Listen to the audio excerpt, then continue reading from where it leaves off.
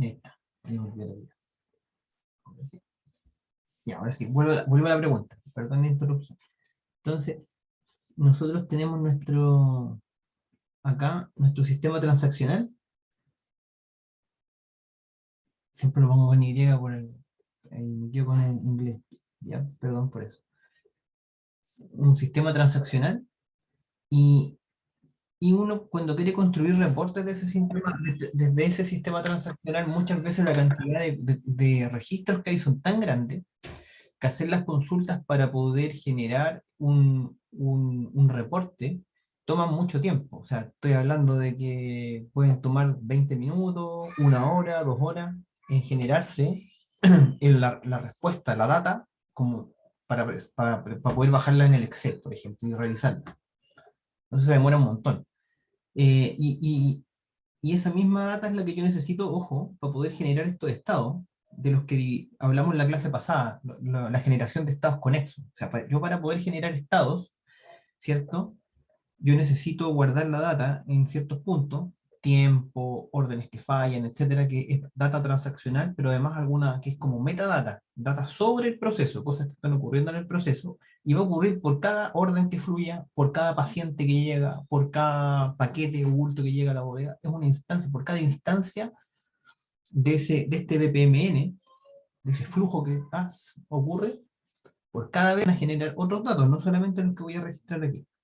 Y esos datos van a quedar guardados en mi base de datos transaccionales, típicamente. Van a quedar todos esos datos metidos acá. Entonces, si yo quiero generar reportes, va a llegar a un punto donde las queries van a tardar mucho tiempo. Entonces, voy a necesitar construir un sistema arriba de esto, que por decirlo así, precalcula las consultas esas, sobre las cuales voy a generar mis reportes. Voy a, por ejemplo, poder visualizar mis estados, etc. ¿Ya? Y esta base de datos, este repositorio de información precalculada, es el Data Warehouse. Data Warehouse o Datamart. ¿Ya? Esa información precalculada normalmente es data que está resumida de alguna forma. Puedo calcular algún promedio por vendedor, puedo calcular cantidad de órdenes que llegan por hora. No me sirve tenerla por unidad de tiempo, apenas llega, porque si no estaría replicando la data transaccional, ¿cierto? Entonces, normalmente la data que uno coloca ahí adentro está resumida de alguna forma. Ese resumen, la unidad, típicamente una variable que es muy importante es el tiempo, porque todos los reportes tienen tiempo. Y entonces la unidad mínima de tiempo con la que se registra o se resume la data para meterse en mi data mart o data warehouse se llama, le decimos el grano de la data. Entonces, a veces yo puedo tener en mi data mart información resumida por semana, las ventas semanales. Entonces el grano son las ventas por vendedor a la semana. Ese es mi grano, la unidad mínima que yo tengo. A veces, entonces si yo quiero bajar de eso, saber la información por día de semana, no puedo. Entonces la elección del grano es importante. ¿Ya? Y muchas veces uno calcula un grano, digamos, supongamos que estamos viendo la data que se usa para ver la movilidad en las transacciones, usando la data de las antenas telefónicas. Esas son millones de registros de una antena, y llegan de forma, ¿cierto?, aleatoria a la antena, por unidad de tiempo van cayendo, entonces lo que se hace es resumirla por hora. Entonces uno construye un datamart, un warehouse, donde el grano es conexiones a una antena específica, que tiene una cierta geolocalización, por hora. Entonces, de 8 de la mañana a 9 de la mañana, en este que tengo aquí al lado de mi casa, en una antena, parece palmera, 500 celulares se conectaron en esa hora. Entonces, esa información resumida es la que yo guardo en el Datamart Data Warehouse. ¿Ok? Esa es la primera cosa. ¿Cuál es la diferencia entre un warehouse y un mart? Yo me estoy tomando mi tiempo porque es importante esto. Yo diría, es súper importante ustedes como profesionales cuando salgan, tener súper clara qué es un mart, porque van a trabajar mucho con esto. Entonces, el warehouse, lo que dice, siempre en ingeniería hay dos tendencias, en todo. Parto desde cero, digo, esta es una basura, me indigné, estoy enojado, no me funciona esta base de datos, no puedo generar reporte, chao, me enojé. borro todo, lo destruyo y lo construyo desde cero. Digo, yo ahora voy a hacer un esfuerzo de, soy Dios, y vamos a diseñar el proceso desde la misión, de top down, visión, y generamos nuestras tablas y vamos a decir, marketing va a tener estas métricas, el área de operaciones estas otras métricas, y diseñamos y de ahí hacia abajo empezamos a capturar, ¿cierto? Ese es el primer enfoque entonces. El Data Warehouse es top down, ¿ya? Y el MART es al revés. El MART es como les decía, entonces, es la visión opuesta, vamos a construirlo por pedacitos incrementales, ¿ya? Hablemos, digamos que esto es tanto un warehouse como un MART, son tecnologías de los 90, y las metodologías para desarrollarlas son de esa época, de los 90, ¿no? Cuando estaba partiendo una cuestión que se llama Extreme Programming, que dio origen a la Agile Programming, a la programación ágil, a principios del 2000, que después de eso, los ingenieros en proceso, gente que hace esto, pero del lado industrial, se dieron cuenta que era súper choro, y el concepto de agilidad en la programa lo llevaron a la agilidad en los procesos, ¿ya? Y hoy día además lo llevaron a la agilidad en el business. Entonces están mirando el modelo de negocio y tenemos el Scrum Master. Bueno, eso viene de la programación de computación, principio del año 2000, de la primera, del milenio, ¿ok? Pero, eh, entonces, bueno, el MAR era la visión opuesta, es tomemos un área, un departamento, una tajada de esta pirámide, por ejemplo, el departamento en ventas, gerencia de ventas, y vamos eh, bottom up, construyendo nuestro repositorio de data resumida, y con esa data resumida yo voy a construir mis métricas, y después yo esperaría que esas métricas me generen indicadores, y esos indicadores ojalá se alineen con la misión inicial. Entonces es la visión opuesta, completamente opuesta del otro. Al final, la idea es que cada área puede generar sus marts, cada mart, vamos a dibujarlos, estos rectángulos que estoy hechurando son los data, ¿ya? Y después, típicamente, lo que hacen es construir data mart del área que son a nivel más táctico, ¿no? Y así se van construyendo. Llega una capa donde ya no, la data es muy genérica, y ya los sistemas no son tan, ¿no? Y la idea es que la unión de todos los datamart,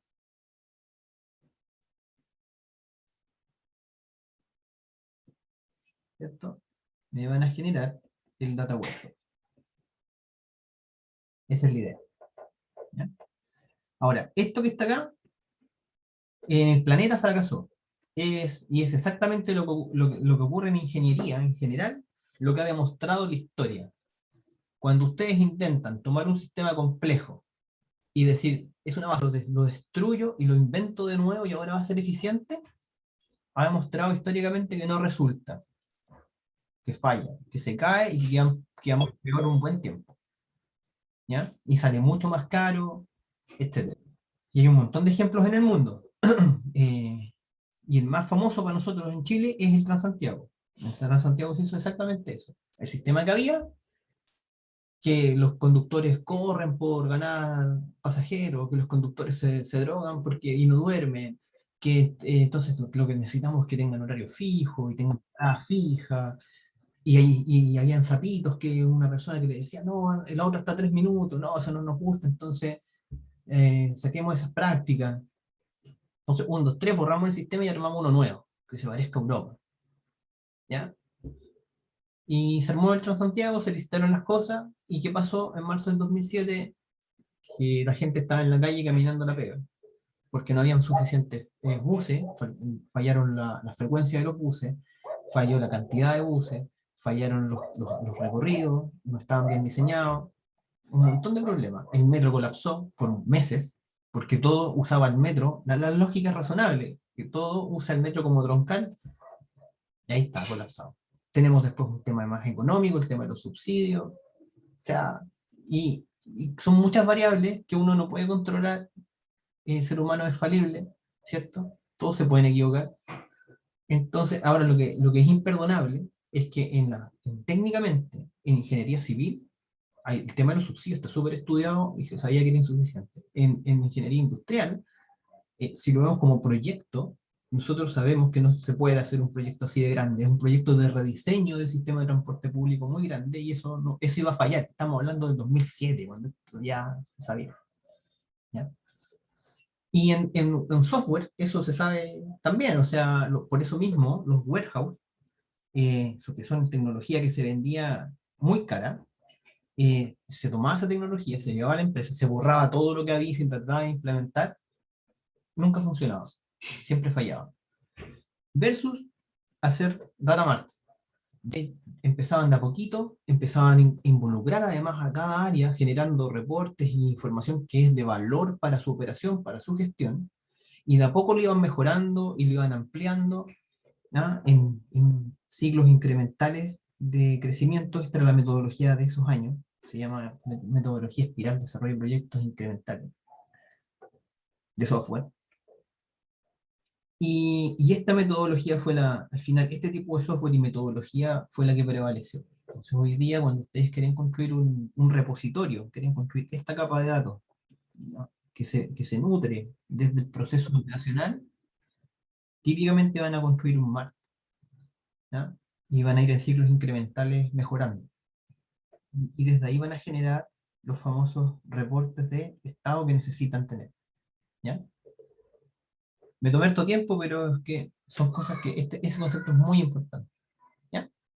De hecho, en estos momentos de hecho, ese concepto tiene todo que ver con la clase pasada, por eso me demoré más, porque cuando yo hablaba de la mantención consolidada del Estado, estoy diciendo que primero tengo que definir los estados. ¿Se acuerdan que dijimos lo primero que tengo que hacer es definir estados?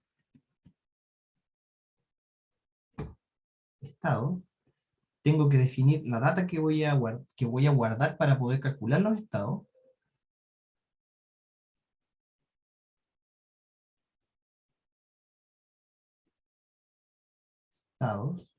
que eso significa que me tengo que asegurar que la data esté acá en el sistema transaccional. Si no está, tengo que inventar un mecanismo para capturarla. Y lo que voy a necesitar después son procesos de ETL, extracción, transformación y carga, que saquen la data desde aquí y la preprocesan, la calculan y la guardan en nuestra base de datos de Datamart, ¿ya? Para generar finalmente el reporte. Un reporte para poder hacer gestión. Yo en la clase pasada les mostré, ¿se acuerdan? Creo que les mostré cursos, no, Ucampus, ¿cierto? Les mostré Ucampus, parte de los documentos, cómo podíamos guardar el tiempo, habían órdenes súper atrasadas, pero seguro que ahí había pasado algo. Les mostré el Easy Share, que para poder llevar el tiempo del proceso de edición de las publicaciones, que es muy parecido al proceso cuando uno evalúa con las becas, cuando ustedes postulan a las becas, es muy parecido. ¿Ya? Eso fue la clase pasada. Y esa era la primera variable de cambio. Eso es lo primero que ustedes pueden intentar tocar. Si ustedes piensan que van a ir por eh, la dirección, estas son direcciones de cambio, que son distintas de las variables de cambio. Entonces ustedes pueden escoger que su proceso tiene, después de todo el diagnóstico, ustedes dicen, vamos a trabajar específicamente mejorando la coordinación o mejorando principalmente la programación y el control de las actividades. Y en ambos casos van a necesariamente pasar por aquí, porque van a tener que definir estados, porque el control probablemente, ya me dijeron en el diagnóstico que el control de gestión no está bien hecho o que falta, ¿cierto? Y entonces, ¿qué es lo que tenemos que hacer? Lo primero es revisar esto, ¿no? La data que tengo, los estados que se calculan, si se calculan, no se calculan, etc. Lo segundo, y ahora paso a algo más nuevo, es la estimación. esta variable de cambio está también relacionada con lo anterior. Si yo me doy cuenta, y también tiene que ver con la planificación y control, que yo quiero adelantarme, ¿cierto? Yo quiero planificar mejor, porque, porque quiero usar mejor el patio donde llegan los camiones, ¿cierto? En Sodimac, o que es un proyecto que tenemos ahora, o queremos usar mejor una máquina que embala botellas, ¿ah? En una fábrica de vino, y hemos tenido proyectos de eso. Entonces, claro, es un problema de planificación de producción, en algunos casos de planificación, de presupuesto, cómo lo gasto, en qué momento yo mando una orden de pedido a mi proveedor para que me mande el producto. Entonces, se dice fácil, ¿cierto? La palabra planificación, no dice planificación, se dice súper fácil, pero lo que está detrás de la planificación ya concreta en la producción operacional, son proyecciones, ¿cierto? Son pronósticos, son modelos,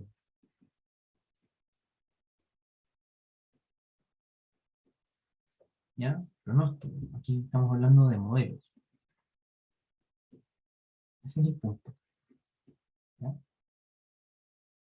Entonces, en muchas empresas, eh, en particular de las que están viendo ustedes este semestre, empresas que es grande, de las grandes, data hay, o sea, están este nivel, la mantención consolidada se cumple.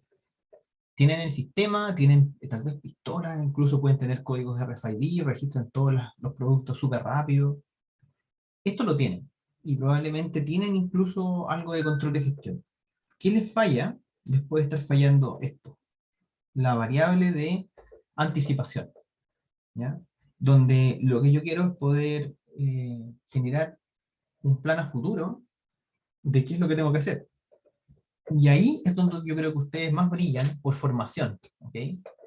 Eh, lo que siempre ocurre es que esas actividades de planificación, ese proceso de pronóstico se hace más manual, se hace por la expertise del señor que está ahí, el viejito que conoce cuánto se piden los productos o cuántos pacientes no llegaron, etcétera. Y él va y genera un número con su experiencia, sí, la próxima semana son 150. Y a veces le pone un factor de riesgo, ya, más 50%, 200, pues, ya, digamos 200. Y ahí se generan hartas ineficiencias.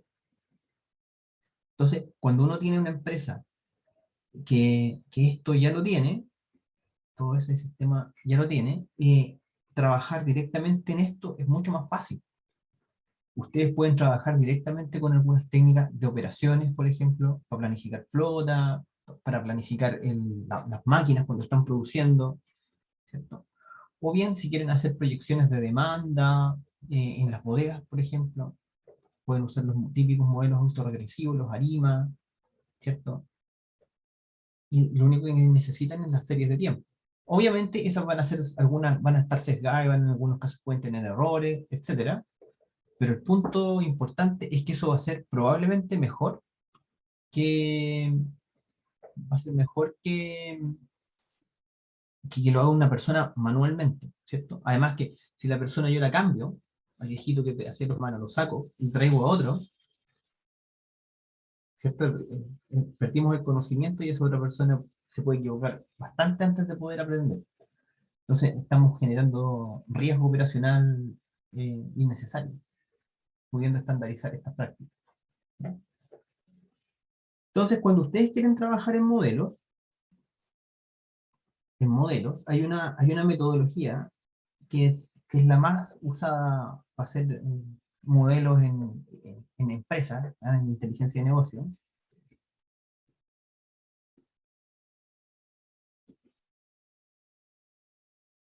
Vamos a ver aquí, negocio, que se llama CRISP-DM, ¿ya? Lo pueden googlear, está en internet, es súper simple, y esa metodología les va a dar una serie de pasos que ustedes debieran hacer para poder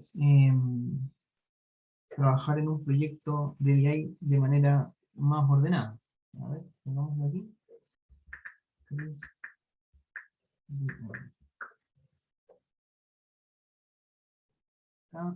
Este es el ciclo de... Este es el típico monito, ¿no? Esta es la metodología. Comprensión del negocio, eh, comprensión de los datos, ahí,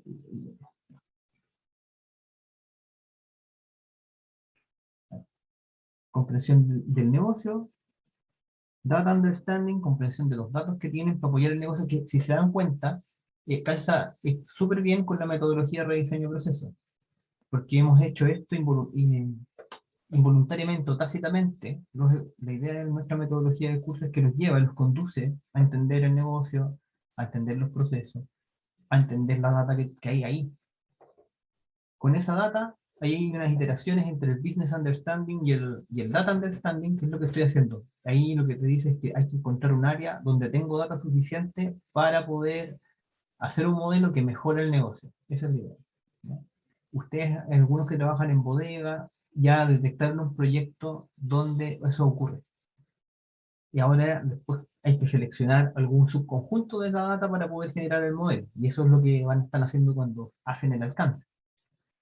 Cuando ya tienen entonces esa data, saben exactamente el tipo de data que van a necesitar y cuánta data es, yo después me la pasan y tengo que trabajarlo, ¿cierto? Empiezo a hacer algunos modelos, algunas estadísticas descriptivas para cachar cuántas clases hay, si es un modelo de clasificación, si son proyecciones, ver cuántos números tengo, cuántos valores fuera de rango, tratar de corregir, outliers, etcétera. Y una vez que tengo la data lista, entonces me pongo a modelar. Pongo a probar algún modelo autoregresivo, me pongo Box Jenkins, Whole Winter, ¿cierto? O pueden ir por un problema de clasificación, con árboles, con Random Forest, DataBoost, XBoost, redes neuronales, lo que ustedes quieran. Depende del problema. Y el modelo tiene una fase de evaluación, pero la evaluación que está en la metodología de CRISP-DM no tiene que ver tanto con la con cómo yo evalúo el algoritmo, porque yo obviamente, si hago una regresión, ¿cierto? Una proyección, voy a calcular el MAE, el MAPE, que son valores ¿cierto? De error de la curva, del modelo.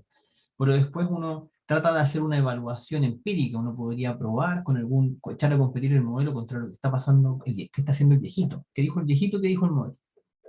Entonces, esta evaluación que está aquí, el sentido que tiene es que ojalá, porque da por sentado que ustedes tienen que evaluar el modelo de alguna forma, el modelo numéricamente, tiene que tener una buena calidad, ¿sí? Pero hace hincapié en que la evaluación del modelo también debe ser llevada, ojalá lo más cercana a la operación posible, ¿no? Para probar que el modelo vaya a funcionar relativamente bien, ¿sí? Y cuando ustedes están, y de ese flujo, cuando yo digo evaluación, y hay una flecha que curva que llega hasta Business Understanding, ahí puede ocurrir que yo me dé cuenta que no responde tan bien a las necesidades del negocio y quiera cambiar la data que tengo de otros atributos para modelar otras cosas que son más importantes. Y ahí se genera un ciclo hasta que realmente genere un modelo que realmente está alineado con mi organización y que realmente la evaluación genera resultados razonables, y entonces ya me atrevo a hacer el deployment. El deployment es cuando yo lo despliego en producción y el modelo ya empieza a ser utilizado para que las personas trabajen con él, ¿ya? Ahora, ese grafiquito, a mí no, es la típica imagen que ponen en todos lados, ¿ah? Pero lo más útil es esto. Esto es más útil. Cuando en esta cuadritos como esto, tienen los pasos a seguir. Mm, Ahí está. Y ahí están las fases. ¿Qué es lo que ustedes, en cada fase, business understanding, data understanding, qué debieran ustedes hacer? ¿De qué debieran preocuparse? Si ustedes leen varias de las cosas que están aquí, al menos, van a darse cuenta que con la metodología que hemos seguido, pueden responder a esas preguntas, debieran poder responder bien, sin mucho problema. Si no lo logran hacer, quiere decir que todavía el levantamiento que están haciendo está incompleto y les falta profundidad, ¿ya? Si es que tienen, siempre pensando en que estamos hablando de un problema de planificación, con modelos. ¿Ya? Estoy en otra fase. Entonces, hasta aquí vamos bien, ¿cierto? ¿Claro? Entonces, por ejemplo, acá tienen una página, esta es la página de la Comisión del Mercado Financiero, la CMF, el regulador del mercado financiero, y ellos tienen este sistema, por ejemplo, y tienen cualquier cantidad de data, y las series de tiempo, ellos funcionan principalmente con series de tiempo, que son las transacciones que se hacen en Chile de flujos de capital, de plata, ¿cierto? Los seguros, etc. Y tienen una plataforma y las personas pueden ver la información del día, ¿no? Y esto, claro, hay hartas transacciones, me imagino que millones de transacciones atrás, y hay una base de datos que está procesando eso y generando los ETL, los Extraction, Transformation and Loading, que mencionan ahí, ¿ya? Extracción, transformación y carga, y se genera un repositorio, un MART, y desde ese MART se está cargando esta visualización. Entonces, si yo, por ejemplo, presiono riesgo, a ver, bancos, colocaciones, sistema, se demora, ¿ven? Ahí está pegado. Y eso que está haciendo la consulta al MARC, que se supone que la data está resumida, pero se demoró un poquito. Y si esa consulta nosotros la tiráramos directamente en la base de datos transaccional, se quedaría pegado un buen rato, ¿ya? Pero fue en un par de segundos nomás. ¿Ya? Y eso es gracias a que tengo el sistema. Ahora, aquí está toda la materia prima, aquí está toda la materia prima para que nosotros, por ejemplo, que pudiéramos hacer pronósticos, proyecciones. Está listo. Está el MARC, que saca la data desde el sistema transaccional, y lo único que me estaría faltando, entonces, ¿ya? Y vuelvo otra vez. Lo único que me estaría faltando aquí, en este caso, es la última parte. Esto está acá. La parte de inteligencia de negocio. Aquí vamos a poner el Data Warehouse, Data Mart, y aquí vamos a poner, si esta flecha es solo para arriba, como la son, y aquí está el sistema transaccional. Entonces, en esa página, en CMF, tienen esto. Está súper bien. ¿Eh? Y tienen las visualizaciones, incluso. Las pantallas donde están las curvas. Entonces, si yo quisiera construir el pedacito que me falta, la proyección, esto es lo que les falta a ellos, en ese momento. ¿Ya? Tal vez lo tienen, no lo sé, ¿eh? Pero ciertamente en las pantallas no hay ninguna proyección. ¿Ya? Probablemente ellos internamente generan proyecciones, ¿no? Deben tener esos reportes y probablemente se demoran en calcularlo y en generarlo, y puede ser que se generen en papel. Ellos tienen varios reportes PDF para la comunidad, uno los puede browsear ahí.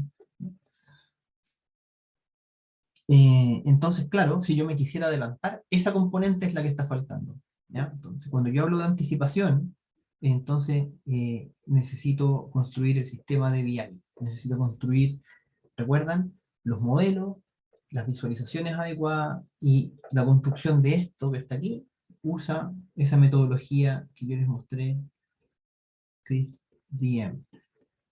¿Ah? Esto, recuérdenlo para sus tesis, muy probablemente la tesis que hagan van a tocar esto de alguna manera, y en marco conceptual eh, les va a servir lo que les estoy diciendo, porque van a poder escribirlo ahí en un capítulo CrisDM con metodología para construir esto. ¿Ya?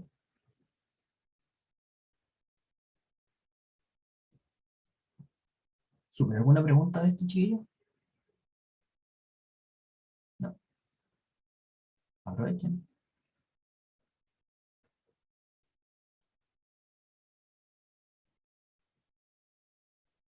Ya, voy a pasar. Entonces, eso es lo que tiene que ver con la variable de cambio de anticipación. ¿Ya? Em,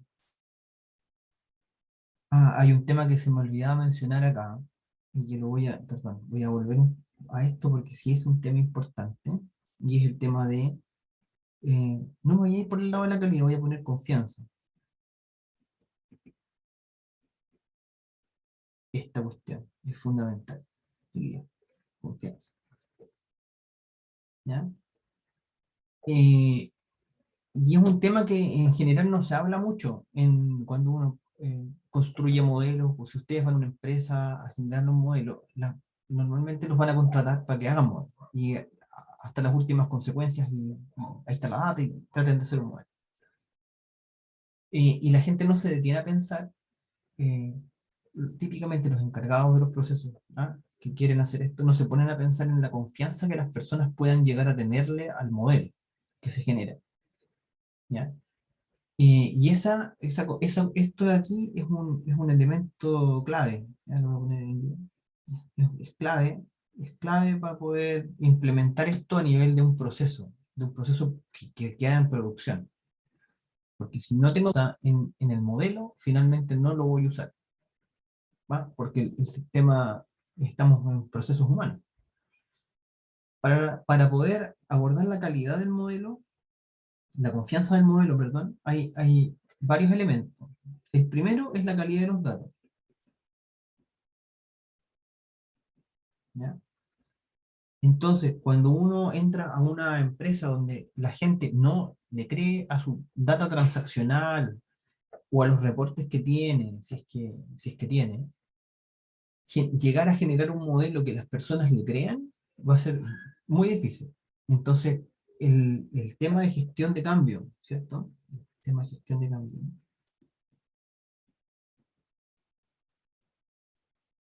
¿ya? Que tiene que ver con recursos humanos, con una estrategia para generar confianza, para transparentar los modelos, etcétera, para poder implementar esto, tiene que ser fundamental, ¿ya? No es una cosa menor. Bueno, depende también mucho de la industria también, ¿ah? Es un tema, por ejemplo, en temas de salud, es importante que los médicos o los enfermeros que van a trabajar con algún modelo crean. Y normalmente ahí la data es muy mala. Trabajan con fichas en papel en muchos hospitales. Entonces, cuesta al principio y hay que evangelizar harto para que uno llegara a tener esa confianza desde del personal en los modelos que uno está generando, ¿no? Entonces hay que generar típicamente, hay que hacer un análisis de esto, de la calidad de los datos, de la cultura, respecto de esa calidad de la confianza de los funcionarios, y en base a eso generar una estrategia para ayudar a que las personas ganen esa confianza y crean en los modelos para poder hacer esto posible. La primera cosa. La segunda cosa que es importante es el tema de la explicabilidad. Se llama Explainable Artificial Intelligence. Ese es el término cool de moda que está ahora, ¿ya? Eh, Inteligencia artificial explicable. No me gusta cómo suena en español, pero digamos que son modelos explicables, auditables. Si lo pasamos al lenguaje de empresa, auditable. Hay modelos que son más auditables que otros. Entonces, por ejemplo, los árboles de decisión. Los árboles de decisión, ¿cierto? Uno puede tomar el árbol, ¿cierto? Uno sabe en qué nodo parte, cuál era la variable, si, por ejemplo, es tiempo, ¿cierto? Si el tiempo es menor que 15 minutos o es mayor o igual a 15 minutos, entonces me voy por aquí y entonces acá puedo tomar otra decisión, ¿ya? Si la orden de pedido es mayor a 1 millón de pesos, ¿cierto? Entonces aquí poner en bodega, ¿ya? Por decir algo. Ustedes conocen perfectamente los árboles, ¿cierto? No tengo que explicarles mucho más de esto.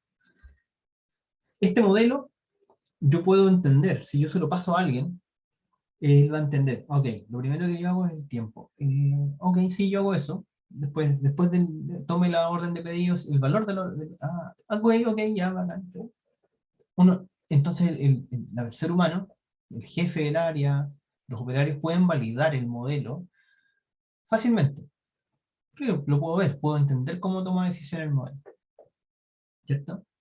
Pero hay otros modelos, como los que están, y que están súper hot, ¿cierto? Como las redes neuronales, Artificial Neural Net, que son abstracciones, o sea, es una caja negra, tienen el input, tienen su modelito y tienen un output, ¿cierto? Una estimación de una clase, o pueden usarlo para estimar cantidades, demanda, lo que ustedes quieran. Pero el tema es que yo no puedo hacer lo mismo, no puedo hacer lo mismo, ¿cierto? Voy a ponerlo así como con una supercruz. No puedo hacer lo mismo que con el árbol, no le puedo decir al señor al jefe del área o a las personas que están trabajando, mire, este modelo lo primero que hace es esto y esto otro. No, ¿qué es lo que hay? No sé, depende de cuántas capas ocultas tengo, ¿sí? Voy a tener una combinación de pesos acá, cada arista tiene un peso, un omega, y entonces le voy a decir, mira, la capa uno el primer omega es cero tanto tanto, cero tanto tanto, y entonces con función de activación ReLU, Rectifier, ¿ya? Linear Rectifier, entonces esto se gatilla y esto otro no. No tiene ninguna explicación lógica. Las neuronas son una construcción artificial, abstracta, es un vector aleatorio, parte así. No representa tiempo, no representa nada.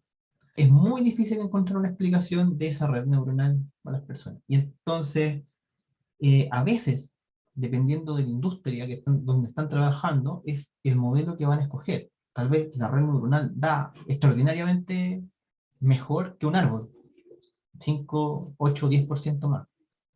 Pero tal vez los médicos no le creen. No hay nada, y no hay nada que hacer, no le creen. ¿Ya? Tenemos que usar el árbol. O tal vez le creen, pero ¿qué pasa? Hay un regulador, ¿cierto?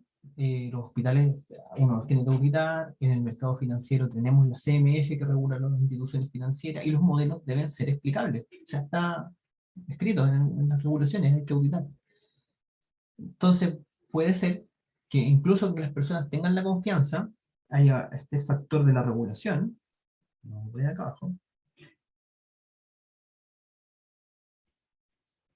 ¿ya? Que impida, que impide la construcción, no la construcción, la ejecución, digamos. Sí, es la ejecución, pero siempre lo puedo construir, el tema es que lo pongo a trabajar, ¿no? La operación de ciertos modelos.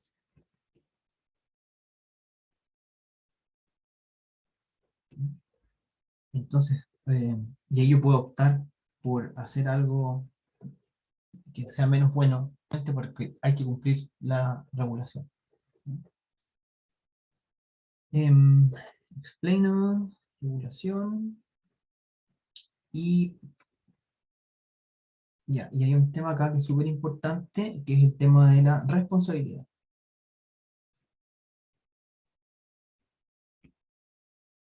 Responsabilidad, ¿ya? Que tampoco se habla mucho en modelos, ¿ya? Y ahora último está saliendo el tema más fuerte, los últimos 5 años, eh, que tiene que ver, ok, si ustedes hacen un modelo, el modelo siempre se va a equivocar, ¿ya?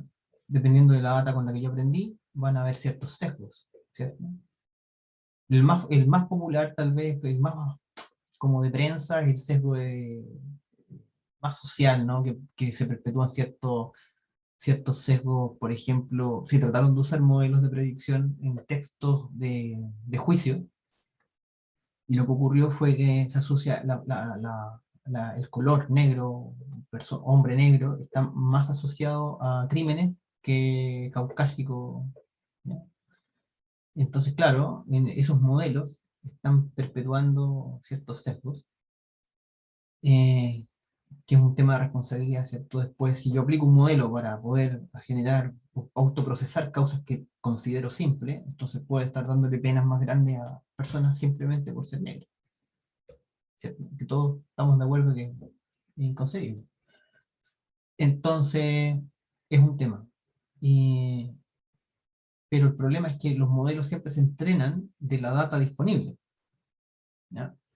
Entonces, eso va a ocurrir, van a ocurrirse estos errores, y entonces la pregunta es, ¿y quién se hace responsable de ese error?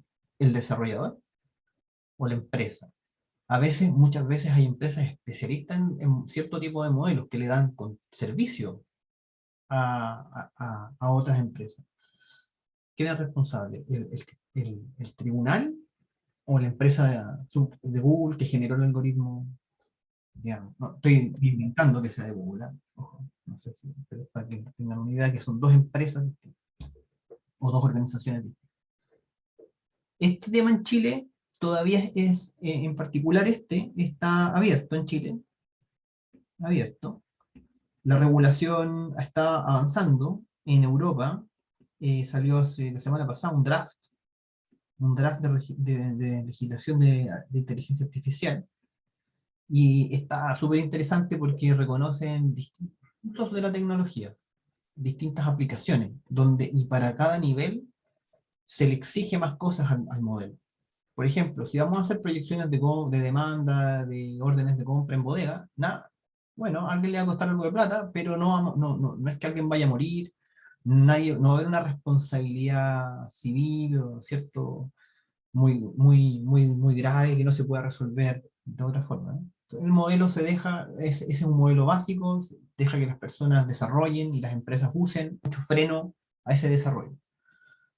Pero si vamos a utilizar modelos en salud o vamos a utilizar modelos en tribunales, donde sí hay un tema importante de responsabilidad si el modelo se equivoca, ahí hay una serie de requisitos que hay que cumplir para poder aplicar ese modelo en producción. Entonces la ley europea generó estos distintos, son como cuatro categorías con distintos requisitos. Yo lo encuentro súper interesante. Me gustó cómo lo están planteando porque dejan libertad, por ejemplo, si van a hacer una fintech, que están súper de moda, ¿cierto? Son empresas de tecnologías que usan web, que pueden usar, por ejemplo, Bitcoin, o que pueden usar estas típicas, una fintech de crowdfunding, y que no están en el margen de la ley. Y hace poquito, de nuevo, también salió hay una ley en el Congreso para eso. Entonces, claro, si usar algún modelo, yo digo, esto es de riesgo bajo, mientras lo único que le pedimos es anonimato absoluto y se preocupe de la encriptación. Listo, haga lo que usted quiera, red neuronal, árbol, supervector, combine, deep, no deep, lo que usted quiera. Eso fue súper bueno porque fomenta el desarrollo de las fintech con modelos, pero al mismo tiempo lo deja hacer a la empresa respecto al modelo, pero se preocupa de los derechos de las personas, de que se mantengan los anonimatos de los datos, etc. Y la protección.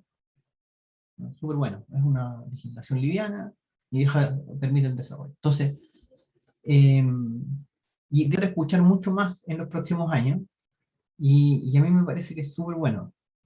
Me parece que es súper bueno. Entonces, ahí tienen algunos temas interesantes de la construcción de modelos. Acá abren un poco la mente en ese tema. Y cualquier duda que tengan, la hacen nomás.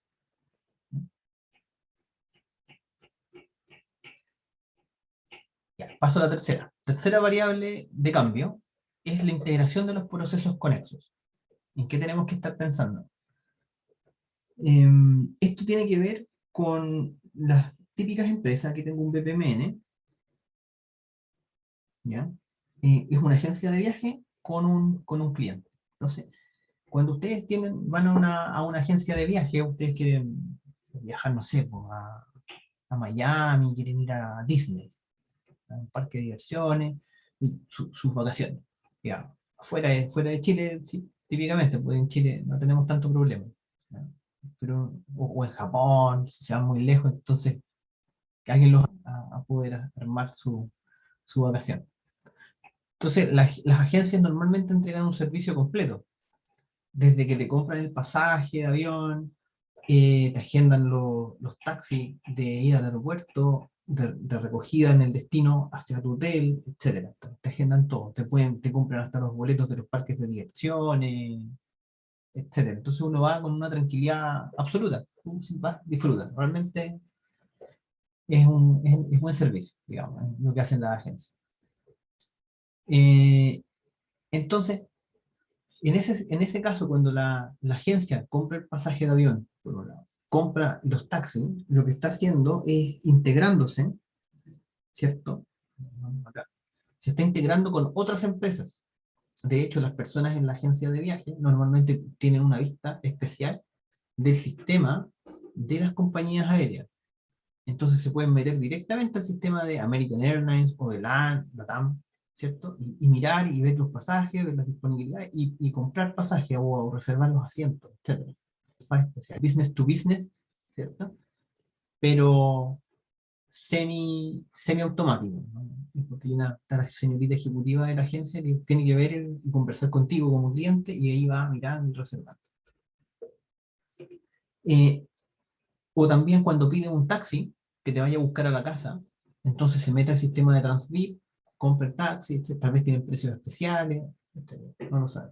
¿Ah?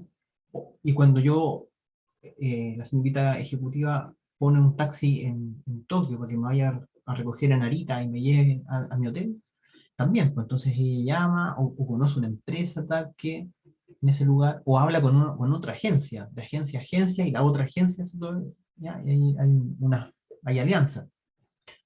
Bueno, todos esos casos son organizaciones distintas, son pool. Aquí tengo, en este caso tengo dos pools. Tengo la agencia de viaje, el cliente está arriba, ¿no? Pero aquí aparece el car driver, ¿sí? Aparece el taxista o la empresa de taxis, de radio taxi, de Chile o del país de origen. Esas son varias agencias, ¿no? Entonces, esta variable lo que dice es que normalmente cuando usted tenga un proceso productivo, donde parte de su proceso productivo tienen que ejecutarlo otras organizaciones, subcontrataciones, por ejemplo, o en este caso que funcionan más como partner, es fundamental preocuparse de integrar lo mejor que se pueda esas otras empresas a nuestros procesos productivos, ¿no? Dice, en el fondo lo que está diciendo es que hay que reconocer esos procesos de otros como parte de mi proceso productivo. Y tengo que, si estoy haciendo los BPMN, los levantamientos, tengo que tratar de dibujar, ¿no? Ahora, normalmente no voy a poder conocer qué actividades hace el partner en el otro lado, y tampoco me interesa que fotocopiaron, que escanearon, que llevaron para allá, que hicieron esto, que un comité revisó, no me interesa, ¿cierto? Ciertas actividades me van a interesar, ¿ya? Que yo lo agendé en una parte y que después me mandan un ticket de que el taxi recogió a las personas, etcétera, ¿no? Y entonces uno lo modela, y eso es lo que está modelado acá, ¿ya? ¿Ya? Cuando acá yo le pido que me manden un auto en cierta fecha a recoger a un pasajero en Narita y lo lleven a tal parte. Y cuando él ejecuta esa carrera y deja al pasajero en su hotel, entonces me manda de vuelta una notificación de término. Entonces eso está aquí, eso está, logro dibujar, lo logro explicitar. Ese nivel de claridad debe existir. Si yo no lo tengo claro, quiere decir que el proceso va a fallar, ¿ya? Si esto no existe, si no hay claridad, entonces el proceso va a fallar.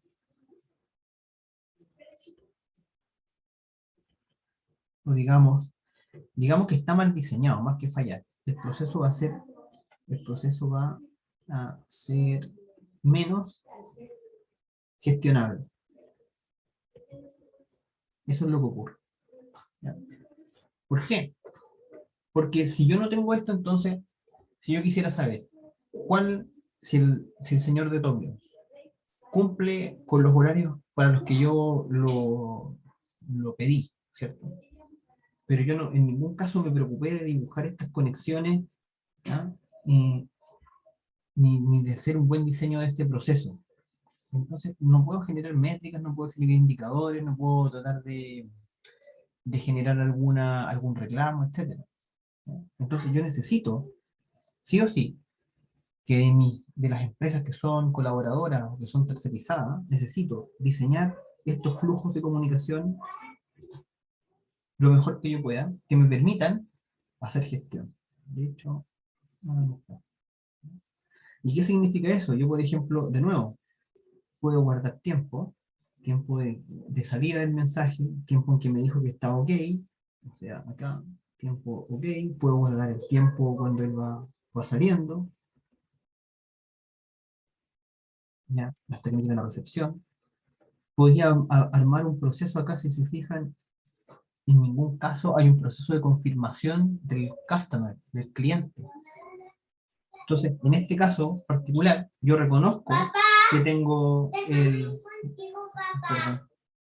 Espérate un poquito, hijo. Espérate un poquito, ¿ya? Un poquito, un poquito. Un poquito. Un poquito. Estoy haciendo clase, ya voy. ¿Ya? Ahí está bien. Ya vamos a terminar. Entonces, en este caso, por ejemplo, si yo quisiera que el cliente me dijera también si fue buena carrera, si el auto estaba limpio, yo le podría diseñarlo, porque eso no está. Entonces, esta es una fuente de rediseño. Yo podría ahora diseñar otros procesos acá, donde el cliente, una vez que lo dejé en el hotel, le mando una encuesta de satisfacción y me responde. Y esa información, junto con todos estos tiempos, etcétera, yo lo puedo después poner en un reporte para poder hacer mejor gestión de esos clientes o de esas empresas que están tercerizadas. Eso significa integración de procesos conexos. ¿Ya? Si ustedes piensan en Uber, ¿ya? Uber es una empresa básicamente que está puesta aquí, que es una empresa de integración de procesos conexos. O sea, te pusieron en el medio, el taxista entrega, se pusieron en el medio, y lo único que hacen es control de gestión de la carrera. Hacen esto. Esto es todo lo que hacen. De hecho, hay un grupo de Uber. Todos los semestres yo lo hablo, ahora hay un grupo de Uber. Lo único que hacen es ponerse ahí, en esa parte del proceso. Agendan la carrera y se la mandan a alguien más. ¿Cuál es la gracia? Tienen varias gracias, pero son todas que tienen que ver con control de gestión del proceso.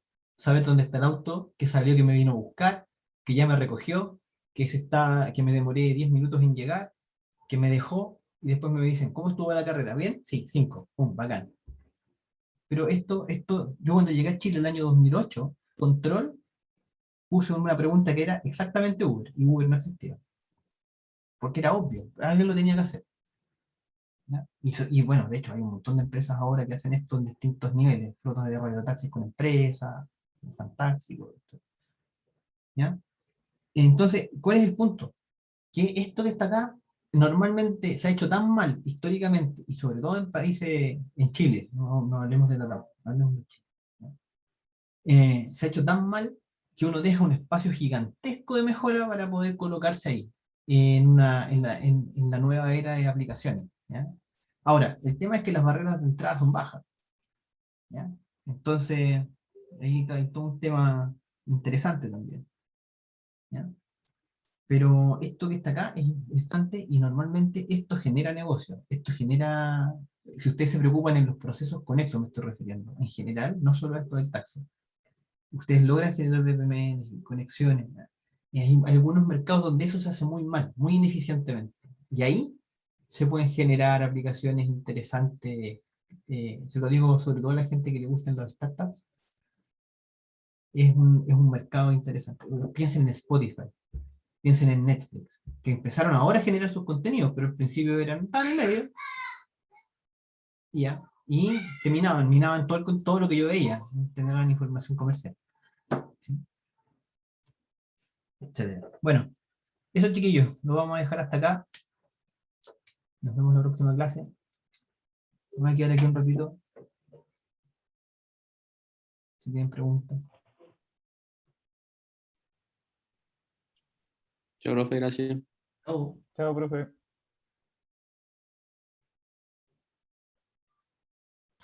Profe, tengo una pregunta, pero no, quizás no están relacionadas con la materia. Sí. Es si tiene alguna recomendación de un curso para aprender Power BI, que siento que uno puede tener como una visión general, pero de repente como volverse experto puede ser más difícil. Mira, no conozco ni un curso en la facultad de Power BI. Sí conozco, sé que Marcel les pasa Tableau, creo. En marketing creo que les pasa, creo. Pero lo que sí, Por lo menos el semestre pasado no lo ¿no lo tuvimos. pasó? Ya, en este curso, No. en esta cátedra, Braulio, después yo la próxima semana hago clase y la semana que sigue va a ser Braulio. Y lo que va a enseñar es Tableau. Y Tableau Ya, es muy parecido a Power. Todos esos sistemas son súper parecidos. Funcionan con celda, tipo Excel y gráfica. Power BI debiera ser más fácil. ya. Bueno, Eh, sí, pero honestamente hay hartos cursos en internet de Power BI, hay hartos videos, no sé si no es muy difícil, a mí me encantaría poder usarlo, ¿no? Yo de hecho estoy como con una, me da lata, pero un Mac, todos esos plugins interesantes para graficar, mi Power BI o el Power Pivot, no los tengo. Entonces, y veo algunas cosas que tengo alumnos que han hecho su tesis y me dicen, no, profe, está súper bueno, me compré un libro, lo miré y miren lo que estamos haciendo. Y súper rápido, bueno, en serio. Entonces, no es para nada difícil. ¿Ya? Ahora, ya. obviamente son visualizaciones, no es modelar. ¿Ya? No es